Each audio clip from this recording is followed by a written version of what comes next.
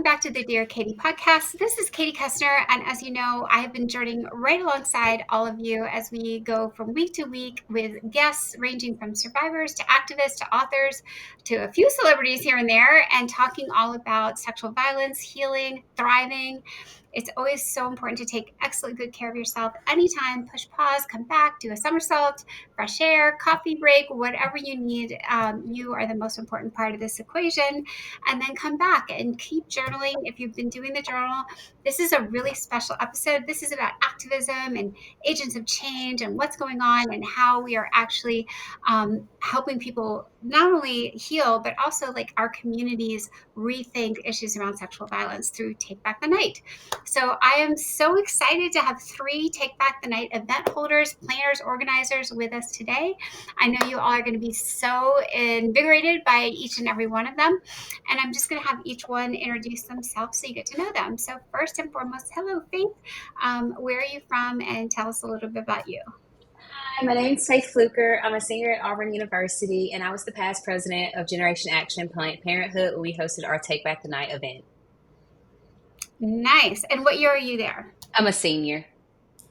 Okay, you're almost done. Yes, And ma'am. Auburn is in Alabama, right? Yes, Auburn is a big SEC school located in Alabama. War Eagle. Yeah, SEC football. So it's all about football there. It is. It very much is. Okay. And about how many students attend Auburn? I'd say more than 30,000 easily. We're right in the middle of a large school and a not so large school where it feels like a family. That's so great. And it's like a whole city right there. It is. All right. Well, nice to meet you, Faith. And next we'll go to Rebecca. Where are you from, Rebecca?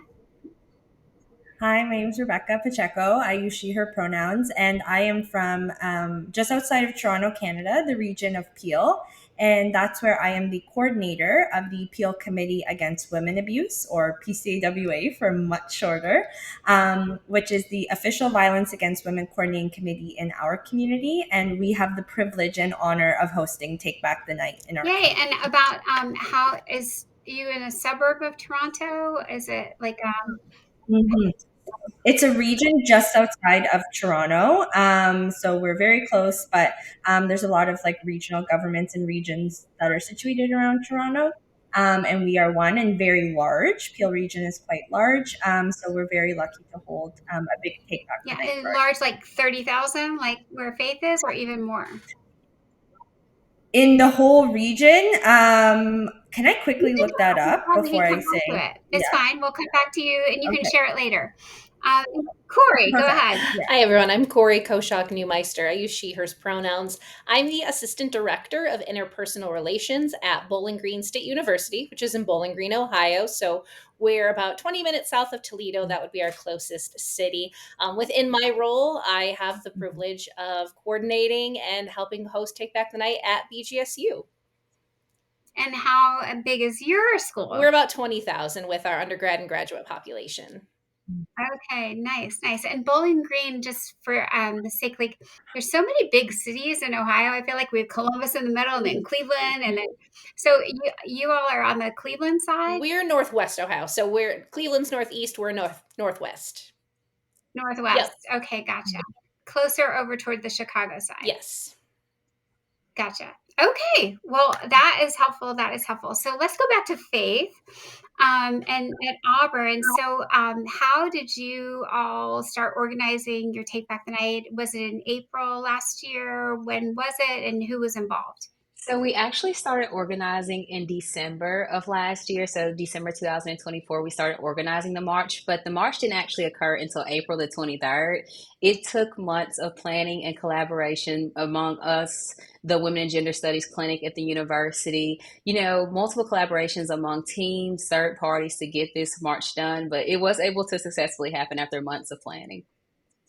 Yeah. So did y'all have any social media help? Did you have co-sponsors? Like who else got, was it funded by student government? Like how many different, you said the Women and Gender Studies program? Yes, they were able to help us. We also partnered with them for an event called Denim Day on the same day as the march, which was a very bold vision of ours to bring those two events together. But we would not have been able to do it without the Auburn Women and Gender Studies program or Callisto. Callisto was able to provide funding for our event so that we were able to use Take Back the Night materials and pass along the message.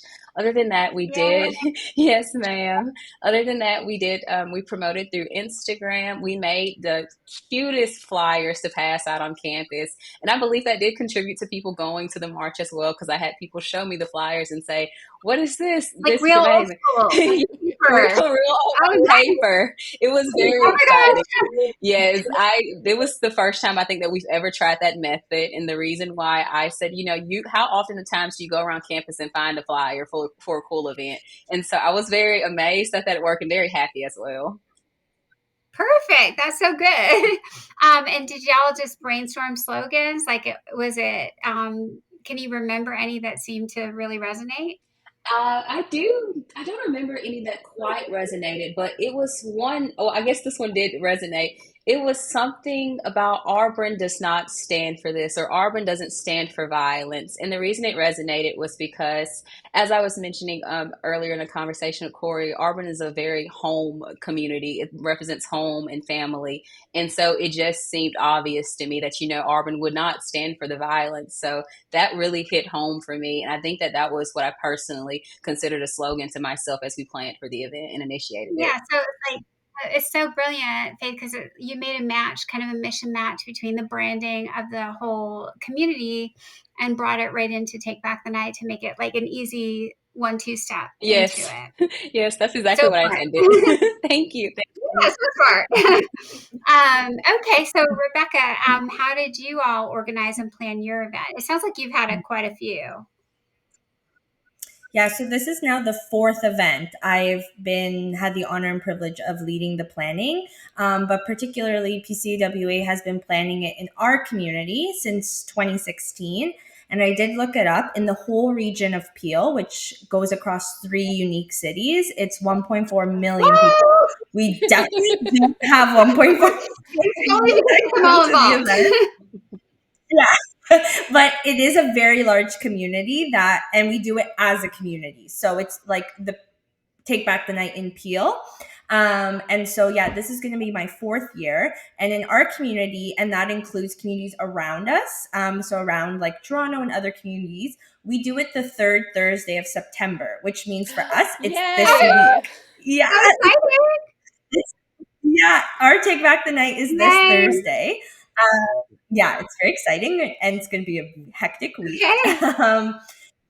Okay. Yeah, we start our planning like in the spring for September, but it really ramps up throughout the summer months.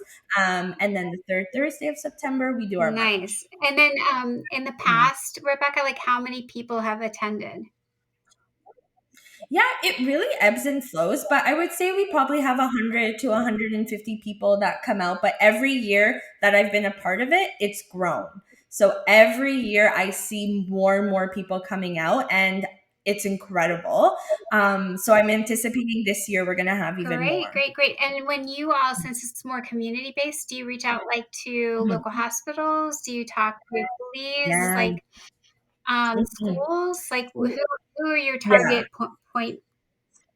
Such a great question. So, our committee is made up of member organizations, and those organizations are active service providers in the community. So, representative of that is like gender based violence shelters. We have like the sexual assault center. We have victim services. We have schools. We have our local police. So, we have all these community partners that are part of our planning, that are part of our committee. So they all are actively involved in both the planning and they all attend the event as well. So they're all actively involved throughout the That is such process. a good. I'm so glad you described that, Rebecca, because for our listeners, I haven't really talked about all the Take Back the Nights I've done and spoken at over all these years. It was just such a safe haven for me when I just started because I was like, oh my gosh, there's actually humans on other campuses this long ago who are trying to eradicate sexual violence and support survivors. So Take Back the Night has always been that like little tiny beacon of bright light, usually just on one day a year, but so important. And what I was going to say, Rebecca, I think you've captured something I really want to infuse in more event holders' ideas. Like you get automatic buy-in. It's a little bit of a guilt trip, but if you say, okay, like you could do it like at Faith at Auburn, like all the Greeks or all the sports teams, like all of a sudden, if every single house has to have a delegate to help out and every sports team has to have somebody involved, or residence halls, like all of a sudden you get everyone has to do it, right? Like you don't want to be the only sorority not participating in Take Back the Night. It's not a look, right? Uh, so I'm just thinking like we could try that more often for all the folks listening today. Like if you are going to get involved with your own area or community or schools event, like this is such a good idea. And Rebecca's testimony to how well it can work. And then I assume, Rebecca, when you're planning, those delegates come and meet with you, or are you doing in person or on Zoom meetings to plan? Yeah, most of the planning meetings are on Mhm. Zoom, because we're situated like around the Mhm. community. And then, of course, the event is in person, but all the planning happens online. So it's really great that we're able to come together, even though we're not physically together, we're able to connect. And so many different people's ideas and perspectives are put together in those planning Yeah. meetings. So every year it creates new ideas, new events, like more engagement. It really adds to the event in our Brilliant. community. Okay. And now, Carrie, go ahead. How's Bowling Green doing? It's planning. So we partner very closely with the Cocoon, which is our domestic violence and sexual assault agency in Wood County. And so we take the lead on planning so that way it's not just a campus event, so that way it's an entire community event. We know our campus is a big part of the community, but we want everyone to feel welcome. And so we take the lead and then consult with some of our campus and community partners. So we've been very fortunate. Our university libraries has donated a substantial amount of money to help us fund the event because we have it in the library. So you wouldn't necessarily think a library, but Cool. that's where we have it, and they have a great space. And so they're so supportive. They stayed open late for us this past year. We host ours in April, and so we had it on a Friday night. They stayed open an extra hour and a half to accommodate us to make sure that we had the time and space we needed. And so we're so appreciative of their support. uh, Yeah. we start planning I was in the summer because space on campus books up. I don't know about you, Faith, but for us, things book up so quickly. So we try to make sure Take Back the Night has the space it needs on the day we want it. But we really ramp up our planning in the fall. Okay, cool. And I was thinking about this is another thought, Carrie, and I'll just kind of throw out tips because everybody's listening, and y'all could take any of them. A book, since all your communities have libraries, another really good partnership is to do ask the library itself to do a book display on this topic, like just because then it's an like a very clandestine, sneaky way, like if I'm not an out survivor, and make sure you have like Yeah. an inclusive like display, like male survivors need support too, right? So Absolutely. making sure like and if they are lacking books, maybe a small amount of funding from someone can go get some of those needed resources, so that, or interlibrary loans or whatever, just be prepared, because if you can bring those books into your library from other libraries in the system, that is so important. And I love all the sneaky ways we can support survivors who aren't ready to like just wear that badge and um, just are nervous about like who's going to find out. And there's so many problems with stalking and um, you know being afraid of someone taking a retaliation. And let's not even go there. Okay, so back to Faith. So let's talk about like who exactly showed up? Like, was it mostly women? Like, how, was it mostly for you're almost a senior? Was it all different years? Were there any professors? Like any local people infiltrating, like coming in from like, but I remember some of the Take Back the Nights. It was so much fun to see like grandmas there. I was like, yay, grandma, who showed up. Like, it was just like a community. They were like, I just wanted to see what y'all were doing and just hang out. And this is really cool. We used to have like, because some of them have been around since the 60s. They're like, we know how to like revolt and rebel. Yeah. So they love it. They're like, wow, I didn't even know anything like this was still going on. So who was there? I wish I had a cool grandma story, but unfortunately, I don't think that any grandmothers attended. However, I will say there was the most amazing range of ages. Seniors in college, like I am, but not just seniors. We're graduating that semester, graduated this semester. Freshmen coming in who had heard about the event or been told by a friend who didn't know that there was a space for it on campus. We had people of all demographics and all ages, not just men, but also women and non-gender identifying people as well. It was the most amazing thing ever to just see the amount of signs up and to see all the specific issues that people were concerned about. And people might not necessarily come from the same group, but they still have the same concerns on campus. So it was a very wide variety, I'll say, and that was one of the most amazing things ever. Because yes, we had sorority girls come out, but we also had people who like video games and Dungeons and Dragons, like myself. And so Oh my gosh, Dungeons and Dragons. Please, no, wait, what? Is it? I thought that was like the 80s. it's still around. It's still out there. It's still around. Yes, it's still around. And Wow. that was the most amazing thing ever. Just talking to the different people who came to the event. It was a That's special so occurrence. fantastic. I love that. I'm like, we can all brainstorm on this session too, because we're just throwing out ideas. But I always wonder, I don't think you could gamify Take Back the Night. Like, I don't know what you could do. But like, if there was some way to get the gamers involved, I'm like, how could we get them involved to like, figure out where the predators are? Like, there's a book. There's a book that was out of Columbia. Two professors. I had them on my podcast, but in essence, the book was about like identifying rape is something. It has a location. Like, you don't do it on a screen. So it has to happen somewhere. And we know that most sexual assaults happen on the victim's turf, like their apartment, house, car.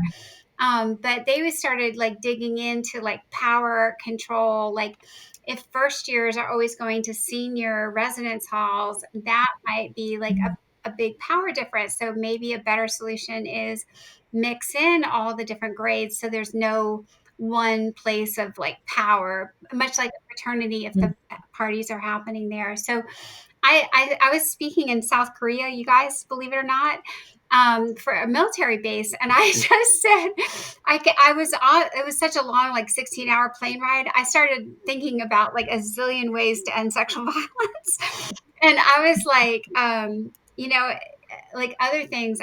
Here's just one random thought, just to throw this out before we keep going. I think I said in my speech, I said, you know, um, if rapists are in part addicted to sex, like they're predators because they can't hear no, right? They can't stop, or they are willing to override that because they must have this as a form of power and control. I was like, it's like if you had an addiction to Oreos, like, meaning like this, like if you have a problem with Oreos, you don't put them in front of your face. Like until you like get rid of the addiction, the poor Oreos are going to get eaten, right? And they don't have a say in the matter. So if you have an issue with power and control, I think we haven't really addressed it that way sometimes. Like, I just want our Take Back the Night folks to get really creative about like what are some of the new ways we can think about the problem, and really say, like, this predatory behavior is in part like an addiction to power and control using sex, right? And non-consensual touch. So I don't know. I'm just thinking, but y'all can think alongside me as we go. Faith, I did have one more question before we move to Rebecca. It's great to hear all the diversity. In terms of the components, you all did a march, right, through Yes, ma'am. A campus? walk through campus. Yes, ma'am. We're kind Yeah. of mixed on the language between march and walk, so we'll call it a walk for Yeah. Oh, safety. you had a big discussion? What did you what did y'all decide? We kind of, the school, in terms of specific things, because of the campus that we do live on, it was decided that we use the term walk, but tell people, this is a march. We want you to be loud. We want you to be proud. We don't want you to be afraid to say things. If we get in trouble, it happens afterwards. We talk to the university afterwards. It was about not Right. silencing survivors. So I know officially in all of my emails, I was like, this is a walk. We're going to do a Walk. walk. And then to the people who came, I was like, this is a march, guys. We are marching for rights. So yes, we kind of decided Packaging is both. everything. Yes, packaging. That's what I really Oh my decided to do. gosh, that's so smart. Strategic. That's great, Faith. That's a way to be sneaky about it. Thank you. But like officially, definitely getting approval, we've got to do what we've got to do, We right? have to. So you did the walk. Did you have any like some one time? I remember at Dartmouth we did one, and we walked through campus where every rape had been reported, and we lit a Wow. candle, a real one, and melted some wax and let it like stick there. And we did a moment of silence at each like candle on the sidewalk in front of each like I hate to say it, fraternity house and this apartment and like wherever they had been reported. So did y'all have a purpose to your route, or was it just wherever y'all could go? First, let me say that is an absolutely amazing thing to integrate into the walk, highlighting where those moments took place, because I know that calling it out publicly, but also letting people know that these areas might not be the safest. We also have areas on campus where, they'll have, I won't say it in the podcast, but there will be certain slogans about certain frats that are, you tell to freshman girls to warn them, please don't go near this house. You will not be okay. So on our walk, Oh, yes, there are more. Surprisingly, there are more where I live at the frat houses. So we didn't want to take students off campus, especially at night, to guide them into an unsafe area. So what we decided to mhm. do was start the march on Toomer's Corner. As I was telling Kori earlier, Toomer's Corner is historic to Auburn and its traditions. When Auburn wins any Oh, type of sports game, we will go TP. So we'll roll it with toilet paper when we win any game. gotcha. But it's also, it's the site of political activism moments after an election, a protest for a war. People will try to do things at Toomer's Corner. So we chose to do it right after, I believe there was a protester that was injured while protesting the violence that's going on overseas. So we decided to start it right there in the middle, just to say, everything that's going on in Auburn feels overwhelming and scary and sad, but we are here to support. And so we chose to walk there directly in front of Auburn's historic places. So there's also Sanford Lawn, that's very big to Auburn, and we took it all the way through campus. And I know when we discussed the route, it was to say, during the day this route feels safe. You feel completely fine when you're surrounded by other students. But if you are a woman walking at night, you do not feel safe taking this route. It goes from being just a simple walk through campus to take your headphones off, be aware of your surroundings. And it showed me how I feel unsafe even at a safe school. But it also, and I will bring this up, we recently just had a professor that was attacked and killed on one of the biggest parks in Auburn.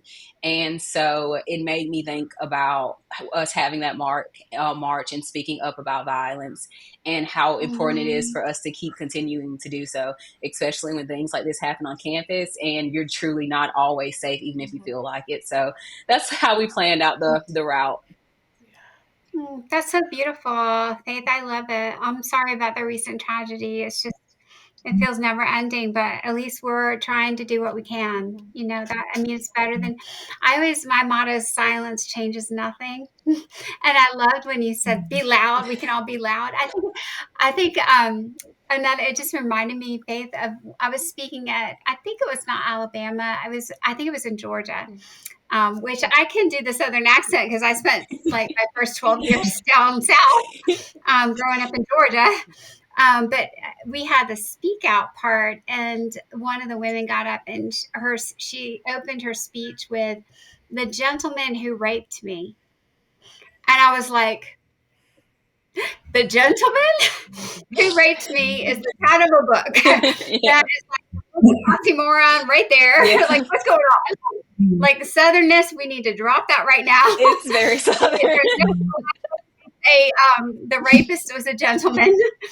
Unless we go back to like Rhett Butler and like Scarlett O'Hara, maybe that's the one we're talking about way back when.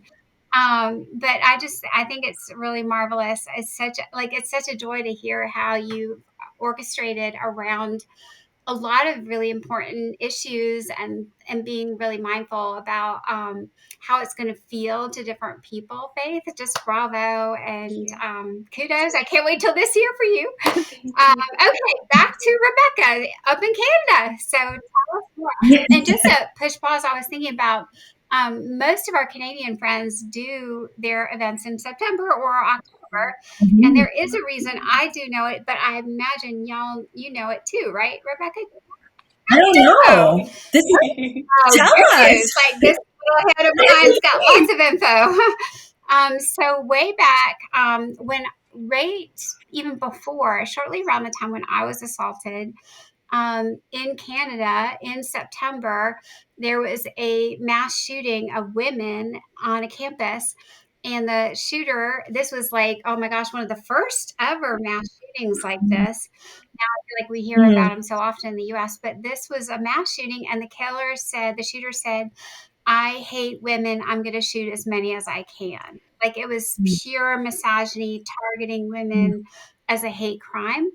And because to honor that event in September and those women who died, y'all hold your events in September. So I'm wondering too if and there could be another situation, but we had that in December in another, Montreal. It was December. Yes, it was in Montreal at a university actually. And we honor that on December 6th. And so we also host, we call it the December 6th Vigil. So we do our Take Back the Night in September. And then in December, we do a vigil where we remember those 14 women. And then we also take time to remember the women in each of our communities that have been murdered. And we use the word femicide now. That's becoming more and more popular language. That have been murdered in a femicide. We take time on December 6th to mourn them and remember them and honor them as wow, well. that's so powerful, Rebecca. And December 6th, also just for context, there is something called the 16 Days of Global Activism.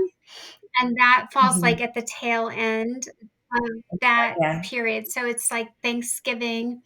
So, we in the US, believe it or not, don't do much with it, but now Take Back the Night's holding our first ever global event this December 5th. Yeah, so we put together a panel of 12 from the United Nations to Japan, like India, Nigeria, like all over the globe, all my friends. I'm like, come on, you guys, let's do this thing. And we tried to put it at the least bad time. So everyone could be wide awake for 90 minutes. So yes, so definitely, I'm glad you talked about that too, Rebecca. That's important. And I think it's hard. Like it's so easy to like think that was so long ago. It doesn't have relevance. But if we don't keep honoring the past, how are we going to ever learn from it, right? Yeah, so beautiful. So let's talk more about who's at your event. Like you said, 150 last year. Yeah, so we're quite lucky. We have a wide range of folks that attend our event. We often have kids as well that join us. So some will have like dedicated activities for the kids that join us at the event. We have community members, but again, we also have a lot of folks that represent service providers at the event. So they'll all have like community booths where they'll set up their tables to share information about like the services they offer, particularly to survivors of violence and gender-based violence. And we also engage men as well in the event. So at our event, what we prioritize is we invite women, trans, and gender diverse folks to join us on the march. And we always facilitate a male allyship activity for the men that attend the event. So we have a cisgendered man come out that's actively involved in this work. So he can engage meaningfully with our male allies around how they can be supporting us in this work and the role that they have to play in ending gender-based violence. And it's incredible opportunity to, again, meaningfully engage. And there is a role for men in this work, and we want to engage in that. And we have, it's always such meaningful conversation. We bring somebody different in, that's already involved in this work, and so that's something as well, because sometimes we get the question like, are men invited? And we say like, yes. And not only that, like, we want to make a specific space for you folks to engage with each other, right, and to have that meaningful conversation. So we say like the invitation goes out to everybody because there's a space for everybody at the event. Nice. And so you all do a walk too, or a march? Yeah, so we march. Yeah, we march. We march loud and proud, and we have a poster making station at the event. So we provide all the posters, the paint, the paintbrushes, and so my favorite are all the photos of everyone's posters, all the incredible signs, the messages. And so yeah, people, we have chants. I have the megaphone. I have the loud voice, and it's my biggest privilege to lead the chants. And so we scream, we yell, we have our signs. It's For the quite chants, special. are you doing like, 2468 no more date rape? Are you doing like women unite? Well, like, what are the chants? Yeah. My favorite, and I can't even explain the feeling I get. So I yell, "Tonight's the night," and then they yell to take back the night. And to hear it like echoed and just screamed, and the power that holds. And then I also, one we always yell is, "What do we want? Safety. When do we want it? Now." And it just to hear the like safety and now to be yelled so passionately, like goosebumps. Like, you can't even describe it, to have all of these folk, like women and gender diverse folks, screaming for what they demand, and it, that just being safety, nothing like radical, like literally just safety. It, every year I leave charged, like it just like fills me up. It's so Yeah, special. that's infectious. I can see it right on your face. I love it. I can tell. Okay. Carrie, what's going on over in Bowling Green? So for us, we have a similar size to you, Rebecca, about 120, 130 individuals, and it's people from throughout our community. So it's students, faculty, staff, but also community members. It's really fantastic to see everyone. A part of what we have built in is having some of our key campus partners present, so that way students can identify them. So our Office of Title IX folks are there, Office of the Dean of Students, our counseling center, those key resources that a survivor might need. We want to make sure that they know who these individuals are so they can either connect during the event or, if they need to connect afterwards, but we want to make sure that those people are present. We just love that the community shows up because, again, even though it's on our campus, we want to make sure that everyone in our Bowling Green community knows this is for them because, we have unfortunately within the last few years had someone who, was murdered as a result of domestic violence. And we know these things are happening. And so we want to make sure we're kind of like you, Faith, Bowling Green's very homey, right? Our city wouldn't function without our university and vice versa. So we're the Bowling Green Falcons. So, the Falcons flock home and we make sure that we really take care of each other. And it's a very important part of everything that we do at BGSU. Yeah, Carrie, as you were speaking, I was thinking about a question we get asked at the foundation level a lot, which is like when, in the US, Rebecca, I'm not sure about Canada, we have a lot of laws about mandated reporters at colleges. So there's a big concern of if I'm at a Take Back the Night and I've never formally reported my assault, and there's university professors or mandated reporters there, are they mandated to report? And we at Take Back the Night have gotten advice that no, they're not obligated to report at that specific event. It's treated as kind of a confidential zone. Do you feel like, Carrie, a lot of the survivors know that going in, or do we need to do more work on that awareness? I think, the more awareness, the better. We do have information that we give everyone up front. We've worked out with our Office of Title IX that we have a specific information sheet from them that we give anyone who speaks during the speak out, so that way we can maintain that confidentiality within the space. But yeah, I think anytime that we can reinforce, that safety, I think that goes a long way with our survivors. Yeah, it's supposed to be like a collective safe space, where everyone can, and I think contact, I think about like, sometimes people hold hands, sometimes like people don't want any contact. And some people are huggers, some people are like, no hugs for Yeah. me. I think it's all like about providing that, like collective understanding that there's nothing about what you might feel comfortable or not comfortable with that is weird or Absolutely. strange. Like we are really attuned to that everyone's needs Yes. are unique and everyone's at a different place. I thought, maybe we could talk about this next idea is like, just for a moment to chat it up with the three of you, and then we'll head back to your Take Back the Night events. Like, I've been talking with on the podcast, and also just going around the country talking to millions of Yeah. people. I think a thing that I've been thinking about is, and I'll say it this way, and then I loved your responses. It's like a ranking of sexual violence. How bad is it? And like, is yours like your situation? Like, I'm not as much of a survivor as you are. It's so, and then in part, I think there's that like maybe floating up beneath the surface.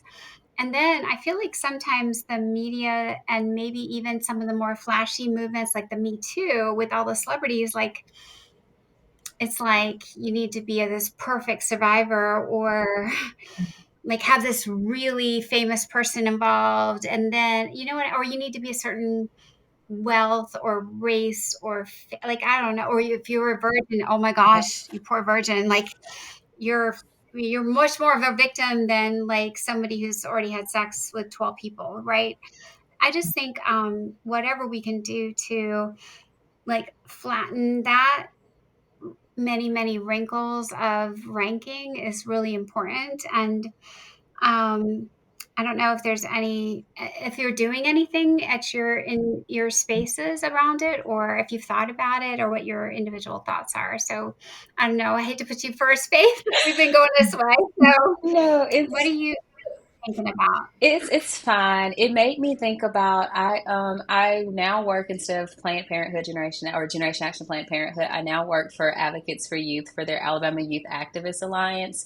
So we were in Mhm. DC this summer doing training, and we were having sort of a session closer to this one, a safe space where if you wanted to talk about any experiences you had. And I brought up, it was the silliest thing looking back on it, but I said, like, well, I've, like, been a survivor of different things, but I've been casually assaulted, and I just brushed it off. And, everyone looked at me and they were like, Faith, you just downplayed a huge experience to you. And I explained it, and they were like, there's nothing casual. But as someone who's actively an undergrad in college, there's, like I mentioned earlier, there are certain frat houses that not to go to. There's one specific bar in Auburn that, if anyone who sees your podcast, Katie, sees this, and they will know exactly which bar I'm talking I know about. which one. Yes, it has been you tell girls, like, I know that you're going to want to go there, but please be safe, stay with someone. And then you see them again and something's happened, and it is absolutely heartbreaking. So I do think that, telling people that regardless of what you experience, whether it's someone grabbing your private parts or, forcing themselves on you, it's not okay. And it happens way too often on college campuses, and too often you're just told to accept it. I've been out with friends and I've experienced, I'll just say, incidents with my own, personal trauma. And they say, well, the night's not over with. You should have known what you were getting into. And that's been a conversation that I've had. So I think that when we tell people, regardless of how you've experienced a sexual assault or trauma or just anything at all, it is all important. It is all a violation of your body and your control and your consent. So when we take back, like, when we take back that word, like, hey, it doesn't matter if it was like, if you're the perfect victim or if more force was used, it's about the consent and the power. And at the end of the day, power was being violated, and everything is an assault that you label as an assault if you were affected by it. So that's how I feel about that. Thank you. That was really nicely said. And thanks for sharing, Faith. That's really powerful that you were willing to share that part about your own life story. Rebecca, what are you thinking? Yeah, I think absolutely this idea of the perfect victim is so harmful, because it invalidates so many survivor experiences. And even Faith, what you're talking about, that internalized victim blaming, that like we're minimalizing our own experience of sexual violence, because that's the popular rhetoric around gender-based violence and sexual violence is very victim blamey. And so we then internalize that and minimize our own experience, that it wasn't that bad. Experiencing violence is bad. It should not happen, in full stop. And so any kind of experience of that, like, oh, when I compare it, or it wasn't that, like, no, we need to stop ourselves and be like, nobody deserves, there's nothing that justifies an experience of violence, and nobody deserves that. And for us, it's a lot of that validation piece to be like, it is not okay, and I believe you. Believe survivors first and foremost, always. You don't have to prove anything to me. This is the truth. Your truth is our truth, and we move forward with that. It's not your job to make me believe you. I believe you. Like, as like, that's an additional burden that survivors then carry to be like, to explain, and no, like, you don't owe me that. Like, I believe you. And in a world where we have so much victim blaming rhetoric, and it's very much now, there's this heightened sense of false reporting and misreporting, and the impact that that has on survivors to come forward. The idea of I believe you is so important, and like trying to get that message out there that there are people that are going to believe you, is so important. And I think it relates to this idea of the perfect victim. And if you don't fill that mandate, then you're not going to want to come forward because you're nervous no one's going to believe you. And it's so harmful. So it's such an important thing to talk about. Absolutely. Thanks, Rebecca. And Carrie, what are you thinking? Yeah, Faith, Rebecca, thank you so much for what you both shared. I think the continued conversations, right, making sure that people know that you can talk about these things. So often we hear that, well, what I experienced wasn't that bad. Like you both shared, if you experienced anything, it was that bad. Nobody deserves to have that experience. And so I think events like Take Back the Night, or other things that we can do within our communities where we're creating those safe spaces and making sure that people know that there are others around who they can speak their truth to is so important. I didn't speak about my own survivorship publicly until my first Take Back the Night in 2022. And it was, being in that space in the speak out and hearing everyone sharing. I had always minimized my experiences, but that really opened my eyes that what I experienced wasn't okay. And it's even continued the passion that I have for this work and really fueled what I want our Take Back the Night event at Bowling Green to look like: the safe space, making sure that people have advocates around, knowing that, their truth is their truth and we do support and believe them. It's just meant so much to me to be a person to create those safe spaces and make sure people know that they can share their truth. Absolutely. Wonderful, Carrie. Okay, so last kind of round, I'd like to talk about, what's next. Are there any pieces of advice you'd give to other event planners who are going to hear you? So kind of like goals for your next one. I know yours is really soon. Rebecca, you can share anything you're like hopeful in this week coming up. We're going to send you good vibes. But like, I guess kind of next, like goals and hopes, and maybe if advice, like if you hit any, I mean, you shared already like the nuance of march versus walk. But any other like tips or tricks? So next steps and tips and tricks kinds of ideas. Go ahead, Faith. I'd say the main thing I'd say to people planning this march is no idea is ever too small. When I first brought it up in December, I had to wait for a new committee to come by that did not think I was crazy for wanting to do this. We are a small club, or Generation Action is a small club. And when I brought up the idea of, doing this huge march on campus, getting all these people involved, it was like, girl, we do not have the power for that.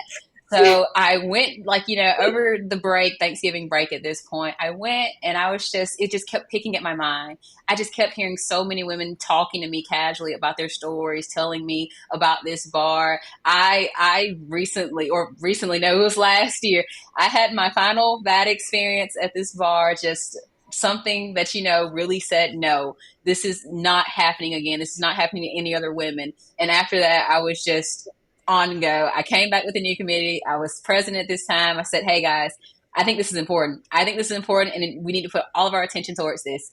So I'd say no idea is too big, just because looking back, and especially speaking with you, Katie, I see things that we could have, people we could have gotten involved. We should have went to Greek organizations and said, hey, you need to get involved in this. I know that I personally, as someone in a Greek organization, I'm going to be pursuing that the next time this march happens, telling people you need to be involved, especially if you hold a position of power on campus, especially if people are going to listen to you or follow your behavior. I think the next piece of advice I'll say is nothing is too small to be considered a march or a walk. If it was just 4 people out there marching, that is still, someone's going to say, hey, what are those 4 people doing? I see them walking with signs and they're chanting. I'm interested in what they're saying. So even if it's just you and a friend, nothing is ever too small. Any impact of using your voice will be powerful. Using your voice is how you become heard. So I would say don't shy away from the fear that you won't get a big 100-person march, that everybody won't come out, that things may fall through. As long as you use your voice and your message is being heard, that is the most important aspect of the march. So. Yeah, I love that. And when you said, Faith, about 4 people, I was picturing one time there were maybe only 25 of us in the march, in the walk, when I was speaking at. And we walked past, they started, I was like, this is a good sign. They're noticing. Like you said, they want to hear what you're saying. Well, this was, we walked past the men, it was a single sex men's, I hate to blame the men, but it was a men's residence hall. They had come back from, they were eating in their rooms. It was hot, so the windows were open. So they started chucking their sandwiches at us. And I was like, okay, you're giving up your dinner for us. We must be really annoying you because you're not going to eat tonight. But I was like, that's a reaction. It's at least it's not what we like. Yay, you all are so great. But if it's anger, they have to pay attention. And I think sometimes we think as activists, we want this right reaction, but I say we want a reaction. A reaction is the right reaction, because even when people get really angry or anger and fear are just flip sides, right? So if anger means I'm a little bit afraid of you, and so I have to harass you because you're making me irritated because you have a little bit of power, then it's like a not great dialogue with language, but it's at least it's I like to reframe. That's how I would say, just for you all plus our listeners, if everyone's like, how are you doing this so long? And it's just a matter of attitude and reframing and thinking, and not self-blaming and not getting stuck. There's no time to be stuck. There's only time to do more. There's not, if you just and if somebody says no, it's like, what do they teach you in business school for sales? Do 100 calls, you'll get 3 yeses. We need to be that aggressive. We need to keep trying. We need to be the scientists, keep experimenting until we find some more traction. So congratulations, Faith, on what you just said. I loved it. Rebecca, you're next.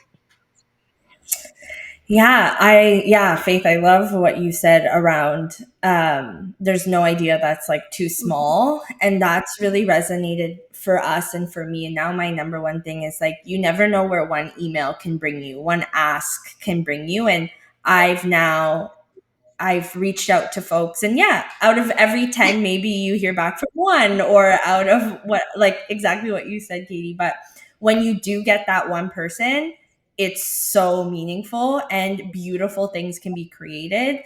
In our community, a few years back, I reached out actually to the local, one of the local universities in our community because we engage with them too for the event, and they had an art gallery on campus, the Blackwood Gallery, and they connected me with an artist, Clara, that designed 2 original posters Oh, for our event. I'll have beautiful. to show That's so you. awesome. I'll have to show you them. They are stunning, and they were screen printed. And then we did an event on campus where we screen printed them. So as students were walking by, going to class, going to, like, it was right outside the student center, we'd invite like the students in to come screen print posters, and then we marched with these beautiful original posters. And that all started from one email. Like no I love concept of it. what was going to happen. Press enter. And I was like blown away by this beautiful thing we created, like community connections, this event, this poster. Now I have that poster framed in my office, like from one That's so email. So awesome, like Rebecca. you I never know know. truly. And then I did it again this year. I reached out to some artists and I got another original poster made for Awesome. us. And it's a work of art. And again, just from an email I sent, and I met with this artist, she connected to the topic, and this beautiful work of art, her name is Lynn, is now created for our March, and our community gets to have like this work of art for Take Back the Night, like all from an email. So my advice would be like, just ask, just send that email. You don't know what I can come love of it. it, and it's That's so beautiful. awesome, Rebecca. Yeah. Good story. I'll share one more to like make sure people do what you just said. We had in January in Pennsylvania, it's cold. And about 10 years ago, I decided to do thaw out, THAW, thaw out the night for Take Back the Night. And so here's what I did. I made phone calls and I was like, how, like, dream big. Like, so Mhm. I'm like, okay, it's icy. I want an ice sculptor to make the big Take Back the Night logo at this fundraiser event in like all the scale. And I accidentally called one I thought it was a local person. And I called and it was in Colorado. And he was like in Austria carving ice for some palace event. and I talked to him and he was like, I told him Katie Kessler, Time Magazine, Take Back the Night, all the stuff. And he showed up with this massive, like 10 feet long piece of ice, like a white suit and a chainsaw. And it was awesome, you guys. So, like, let's do more asks. Like, I think we should all make that like another goal. Like, let's dream. Like, who cares? Like, we have a great cause. Like, Mhm. yeah, we have a great cause, and maybe we don't all have pink ribbons for breast cancer, but like we are a good cause. um, so I say we do more asks because I totally agree, Mhm. Rebecca. I was shocked. Like your story is awesome Mhm. though, but so because I don't have anything on my wall, the ice all melted. So you definitely win there. All I have is a photo. But it was cool. But like once in a lifetime. But yours is lifelong living. So excitement. Oh, and one more idea. I in New York City we asked tattoo artists in the Bronx, and they did a whole day of free tattoos for. Oh my God, they are so cool. Like you could just go to tattoo. They had like a sign outside and you could just go and get tattoos for Take Back the Night, and it was donate what you want because the artists were donating to the. Wow. It was so cool. I And love that. like we could do anything. We just have to ask. Yeah. Honestly, and that was just amazing. I was like, oh my gosh, you all are so cool. And they came up with like all these great designs for the event. It was beautiful. Yeah. I don't have a tattoo, but that would be my first tattoo. Absolutely no Yeah. questions Oh, we have asked. temporary. At Take Back the Night on the store, we have temporary tattoos. I took them to Kenya. I went to help traffic girls more recently, and I was like, oh my gosh! And so all of them have like we have them all doing like this and wearing temporary tattoos with Take Back the Night. I was like, yeah, go girls! I love it. Yeah, so I'm pretty like I love like look at our creativity too. It's so good. Like I Amazing. I think one of the hallmarks is Take Back the Night is not sit still. We're not about likes. We're about like go out, get the people, bring them there. Like let's do the thing. Let's talk about it. Let's shout about it. Let's sign about it. You know, like it's and let's dance and sing. You know, like let's do all the arts, right? So it's expressive healing. I love it. All right, Carrie. Last but not least. So I would just say some things that we look forward to and some, pieces of advice, kind of what you just said, Katie. Bring some joy into it. So this last year we had one of our campus dance troops, Element. They came and they performed, and it was to, to start the event, and it was so uplifting, and they were just so excited to have this platform. And then as we were closing out the night, we had a student saxophonist, Mary Boris, who performed, and she was incredible. Everyone was just Nice. chills, in tears, but we wanted to make sure that there was still some joy, because as survivorship, they don't get to take that away from us. We get to still have joy. And then also, because we are go, go, go with this work, we have to remember to take care of ourselves. So we had a decompression space at our event, and we closed out with a guided meditation. And that was something I was just really passionate about, because I wanted to make sure people were taking care of themselves, from our volunteers to our participants, everyone that was there. I just wanted them to have that space. So it was really nice. We have therapy dogs on campus. So the therapy dogs were there. You got to pet the pups, and it was just a Oh, really great space. And so just, yeah, remember to have that joy. Remember to take care of yourselves, because if we don't sustain ourselves, we that's right. can't continue this work. And we all have to continue this work now more than ever. Oh my gosh. What this is just my favorite. I'm so happy all of you joined me on the podcast. This is going to help so many and just get everyone really excited. And oh my gosh, all our Canadian friends, Rebecca, we're going to have to fast forward to get this fast time to them so they can be inspired. But it's just I'm super excited that you all have had such good experiences. It sounds like you just keep thinking and growing, and that's what our collective grouping of like ideas and support for one another at the national and international level is all about. So all of the work is hard, arduous, exhausting, exhilarating. It's all the good things. But thank you, all three of you, for joining me on the podcast and for supporting Take Back the Night with your hard work.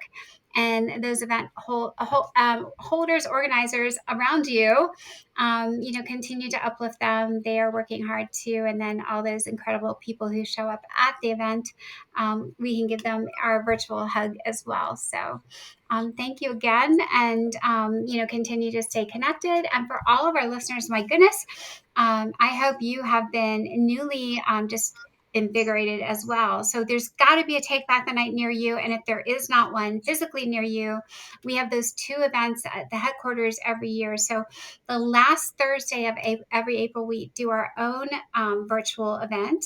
It's about an hour. It's always at 8 p.m. It ends at 9 p.m. Eastern Time. You can do watch parties. We've seen people put up like white sheets, project on a quad on a wall. You can do anything you want, and hold your own in the library if you want, or outside if you want, if it's not raining. And then, of course, we've added this December 5th our international event, which will honor like policy, law, change, what's going on all around the world, because this is definitely a worldwide problem, and one that we want to continue to work on, supporting survivors everywhere and ending sexual violence in every form. So until then, journal everything you got out of today in your ongoing journal. And thank you again for joining me on the podcast. So take care, be well, until next week.